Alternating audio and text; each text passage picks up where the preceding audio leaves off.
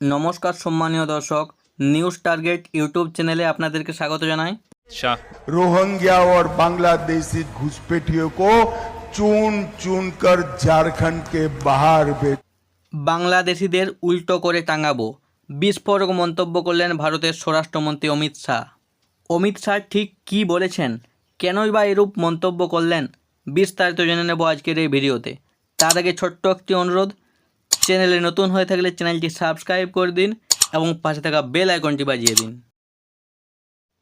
বাংলাদেশের পররাষ্ট্র মন্ত্রণালয়ের এক সংবাদ বিজ্ঞপ্তিতে বলা হয়েছে, সম্প্রতি ভারতের ঝাড়খণ্ড সফরে গিয়ে ভারতের কেন্দ্রীয় স্বরাষ্ট্রমন্ত্রী অমিত শাহ বাংলাদেশি নাগরিকদের নিয়ে অত্যন্ত অশোভন মন্তব্য করেছেন। অমিত শাহের মন্তব্যের তীব্র প্রতিবাদ জানালো বাংলাদেশ সরকার। ভবিষ্যতে ওই ধরনের মন্তব্য থেকে অমিত শাহকে বিরত থাকতে অনুরোধ করা হলো।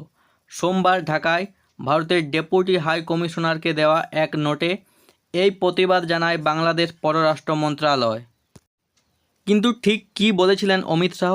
সম্প্রতি ঝাড়খণ্ডের সাহেবগঞ্জে দলের পরিবর্তন যাত্রায় বক্তব্য রাখছিলেন স্বরাষ্ট্রমন্ত্রী অমিত শাহ। সেখানেই তিনি বলেন, ঝাড়খণ্ডে বিজেপি সরকার গড়তে পারলে বাংলাদেশি অনুপ্রবেশকারীদের উল্টো করে ঝুলিয়ে সোজা করা হবে। আমি আপনাদের সবাইকে ঝাড়খণ্ডে বিজেপি সরকার গঠনের জন্য আবেদন জানাতে চাই। আমরা প্রত্যেক বাংলাদেশি অনুপ্রবেশকারীকে উল্টো করে ঝুলিয়ে সোজা করব। এই জমি আদিবাসীদের, কিন্তু এখানে অনুপ্রবেশকারীদের সংখ্যা বাড়ছে।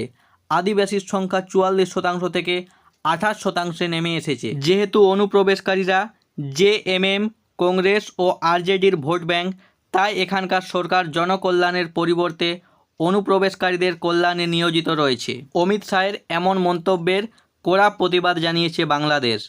ভারতের স্বরাষ্ট্রমন্ত্রীর বক্তব্য নিয়ে অসন্তোষ প্রকাশ করা হয়েছে। একই সঙ্গে ভারত সরকারকে রাজনৈতিক নেতাদের এই ধরনের আপত্তিকর কাজ করা থেকে বিরত থাকার পরামর্শের আহ্বান জানানো হয়েছে। পররাষ্ট্র মন্ত্রণালয়ের বিজ্ঞপ্তিতে উল্লেখ করা হয়, প্রতিবেশী দেশের নাগরিকদের বিরুদ্ধে দায়িত্বশীল অবস্থান থেকে আসা এই ধরনের মন্তব্য দুটি বন্ধুত্বপূর্ণ দেশের মধ্যে পারস্পরিক শ্রদ্ধা ও বোঝাপড়ার মনোভাবকে ক্ষুণ্ণ করে। ঝাড়খণ্ডের ওই সভায় অমিত শাহ দাবি করেন, রাজ্যের পাকুড় জেলায় হিন্দুরা ঝাড়খণ্ড ছাড়ো স্লোগান তোলা হচ্ছে।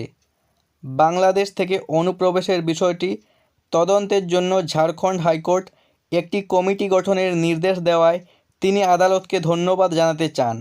এই তদন্তের জন্য কেন্দ্র শীঘ্রই ঝাড়খণ্ড সরকারের সহায়তায় একটি কমিটি গঠন করবে।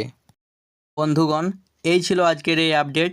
এরকম আরও ভিডিও পাওয়ার জন্য চ্যানেলটি এখনই সাবস্ক্রাইব করুন এবং পাশে থাকা বেল আইকনটি বাজিয়ে দিন।